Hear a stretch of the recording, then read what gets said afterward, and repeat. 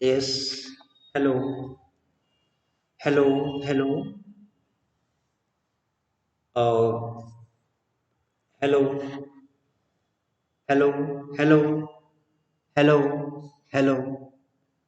Now, students, today uh, we are going to study about the theories of social movements. Understand? Now, the theories of relative deprivation.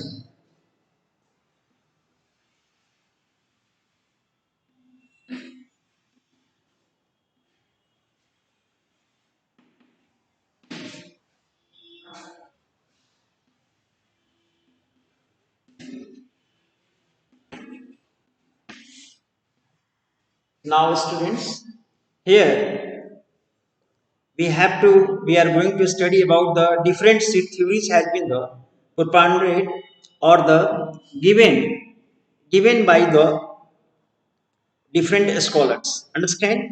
Now, according to, first of all, we shall see here the theory of relative deprivation. The first, now the what is the theory of relative deprivations? Now, social conflicts, we know in every society, conflicts, society is now plagued with the conflicts. Understand? Every society is the gripped with the conflicts, or social conflicts arises when a social group feels that, when the social conflicts arises when the when a social group feels, understand, that it is worse off than others around it.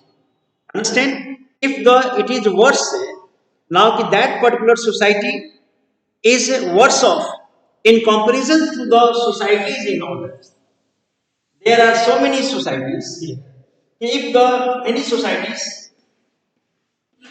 existed, and this society, this is particular society A, feels that this their condition is the worse off, and these are the better off. Their condition of these societies and social groups are in a state of the better off. Understand? In the state of the better off.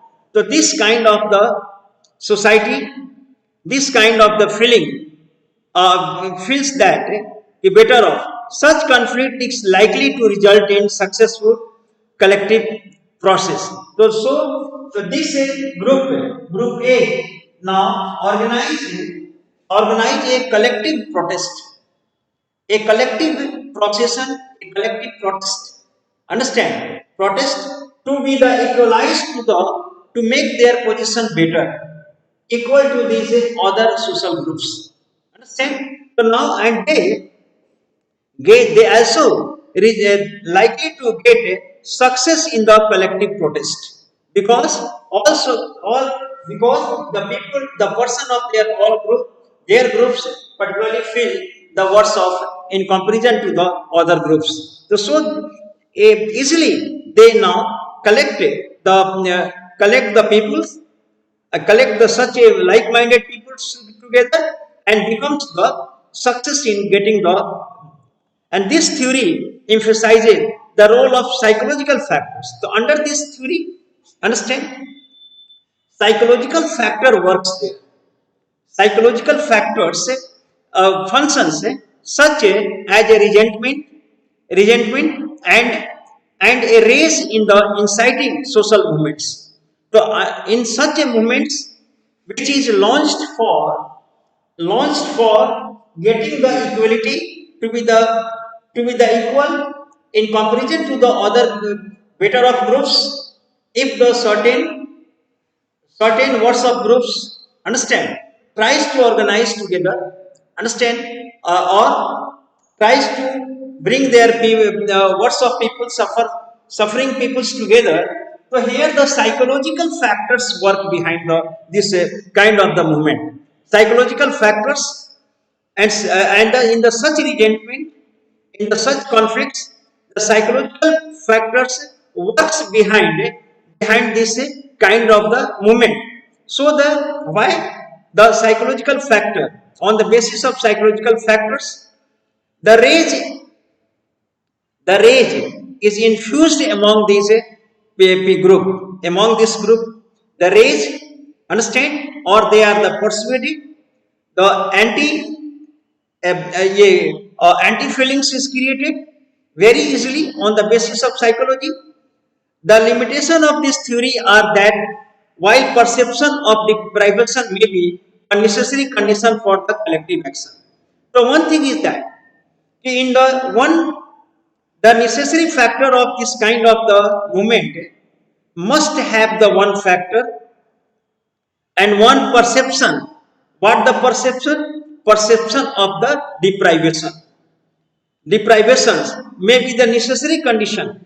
It means that all this group of all people living in this kind of the group must have and must have the perception of the deprivation, perception of their worst condition, and that perception and the protest is created on the basis of the psychological factors.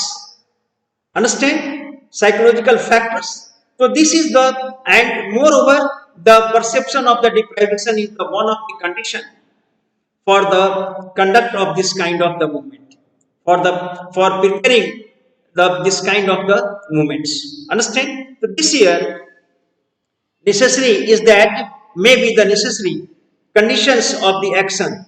They are not insufficient reason in themselves, or in such kind of the movement, the theory relative deprivation theory movement. Understand?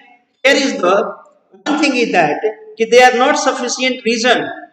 Now this is the only perception of the deprivation is not sufficient reason for the themselves, not sufficient. Only the perception I am being deprived. Understand? Being deprived and my condition is the worse off. This is not enough. The much more it is and all instances where people feel relatively deprived don't result in social movements. And other thing is also in practice we see all where, understand, the people who are the feeling the deprivation, their condition is the worse off. Understand? But even then they don't feel, understand, they don't feel the social, they don't feel and don't create the social movement. Their deprivation or their feeling, psychological feeling does not don't result in the social movements. Understand? It is not necessary that under such a kind of the condition and psychological state, the people will revolt, and there shall be the social movement, and there shall be the social unrest. It is the not necessary conditions for that. In this theory, or can we think examples where people will feel the deprivation? Now this is for you to think that can you find the such a deprivation, but don't start the join the social movement in the redress their grievances. One thing, to mobilize the collective in a sustained or organized manner. Understand? One thing is that every movement, understand, is mobilized collectively. Collectivity is the necessary for the any movement in a sustained, means the continuous manner, organized manner. Grievances have to be discussed and analyzed in order to arrive at the shared ideology and the strategy. One thing is that I have already mentioned that in the previous classes, any movements, social movement, okay, is based on the collective mobilization in a sustainable form or in a organized form, or the grievances must have to be discussed before launching the social movement, must be analyzed, or why, to get at the reach at the a shared ideology and the strategy. There must be the The issues must be the well discussed. Ideology must be the well shared. Issues must be the well discussed. For a success of for the success of for a social movement, there must be the collectivity, there must be the organization, there must be the strategy, planning, analysis, and these all factors must be the in the success of the social movement. And that is there is no automatic casual relationship between the relative deprivation. Understand? So now, in this relative deprivation, there is no automatic or casual relationship between the relative deprivation and collective action. No. There are other factors such as the leadership and organization that are equally important. Only the feeling of the person, understand, or expressing the resentment is not enough. Not enough. Understand? For this, there must be the leadership, there must be the organization, there must be the equal importance to all. Understand? So these all factors work behind that. So here we find that the theory of relative deprivation is not sufficient theory for the any sociological movement. It lacks many factors to be present in a sociological movement, successful sociological movement. Understand? And moreover, students, now here we can see that. Okay. Now, Manker Olson's book, understand, the logic of collective action argues that social movement is an aggregation of a rational individuals act. It is the what? It is the sum of, it is the aggregation of the rational individual, argumentative individual, awakened individual. Understand? It is the aggregation of awakened individual actors pursuing their self-interest. Now here Manker Olson's in his book, The Logic of Collective Actions, he had argued that, understand, the social movement is an aggregation of rational individual actors pursuing their self-interest. Understand? A person will join the social movement only if he will gain the something from it.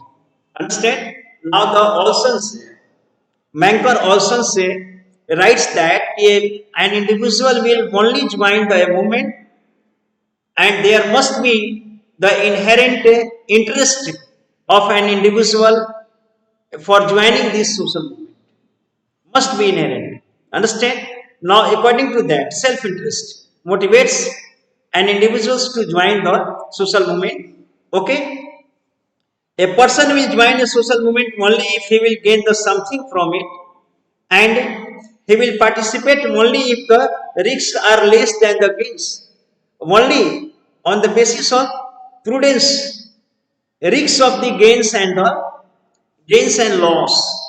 If the risk of the gains is better, the risk is the more than the loss. Understand? So then he will join. And Olson's theory is based on the notion of the rationality, notion of the prudence, rationality, argument, calculation, and the profit and loss, and a rational utility maximizing individual. Utility maximizing individual. An individual participate in the movement for the enhancing his utility or maximizing his or her utility. Understand? The Manker also say thought is dependent on that. Okay? Do you think people always calculate individual cost and benefits before the undertaking an action? So here is a question. Do always people now do the always the people think of the individual take the do the always people calculate individual cost and benefits and loss before the participating any movement, before the participating any movement Do the people think of that? Now, moreover, McCarthy, another sociologist, understand, they have expressed their own views like the McCarthy and George. They propose resource mobilizing theory. What is the resource? Rejecting the Olson's assumptions that social movements are made up of the individual pursuing their self-interest. So the McCarthy and the Jats, both the sociologists, they refuse and reject the Olson's theory of the self-utility, theory of the self-interest theory. They rejected completely. Olson's theory was the meant for Olson's theory are rejected by the McCarthy and the Jalts. What they said? They argued that a social movement success, a success depends on its ability to mobilize resources or the means of different sorts. Understand? Means of different sorts. You know, the social mobilization and the social movement, understand, its success depends on the how the resources are mobilized, how the means are different means are the mobilized, and how the different sorts of the means have. Upon that the social movements depends. Understand? Depends. If a movement can muster resources, understand?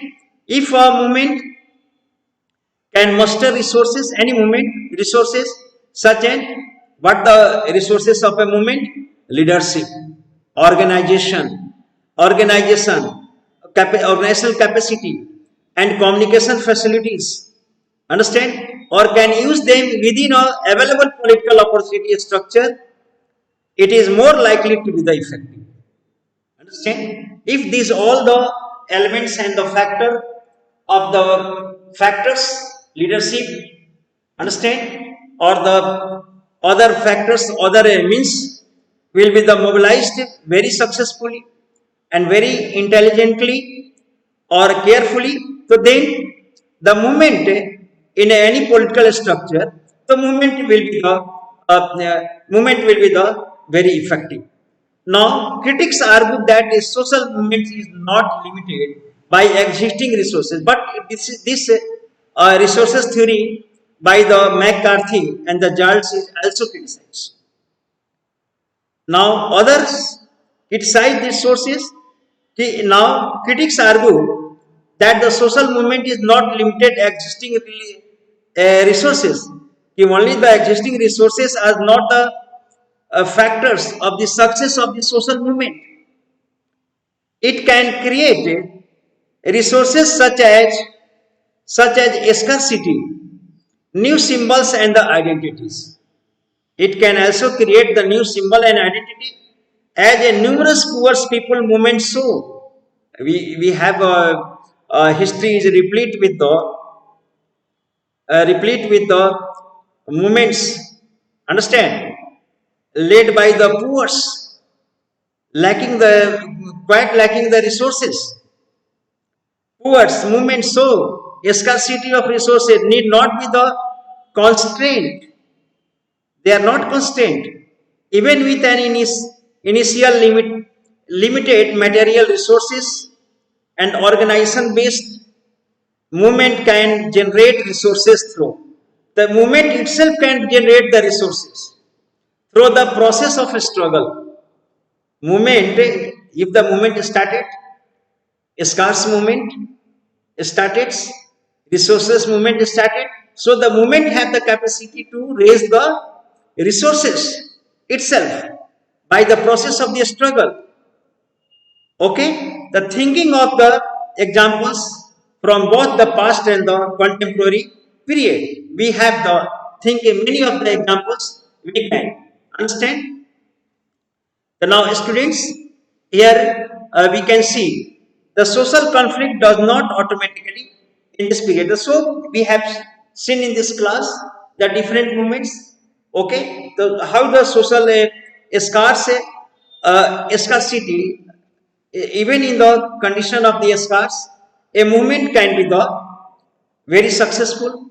A movement can be the event can having this capacity to raise the new resources and through it's a struggle. Understand? So now this all theory of the Manker Olson's is a limited, or a theory of the relative deprivation is also had its limits, or Manker's theory and McCarthy and the Giles theory of the resources is also confined, and moreover the theory of the scarce movement, understand, can also get the success, okay, and can raise the success. So the students, in the next class we shall study about the classification of the social movements. Understand? The reformist movement, redemptive movements, or the revolutionary movement. We shall see. That's all for today. Thank you very much.